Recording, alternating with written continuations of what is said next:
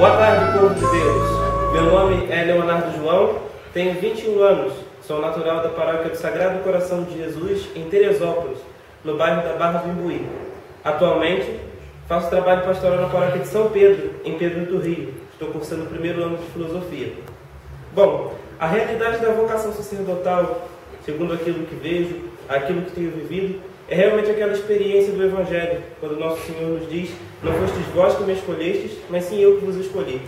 Quando nós nos deparamos com a nossa vida, às vezes tantas dificuldades, tantas mazelas, tantas coisas que nós ainda encontramos de ruim em nós, mas mesmo diante desse presente que o Senhor nos deu, que é a nossa vocação, o amor que o povo de Deus tem por cada um de nós realmente ficamos maravilhados e realmente percebemos: o Senhor nos escolheu, o Senhor nos chama para sermos seus, para estarmos com Ele e principalmente para servirmos ao seu povo.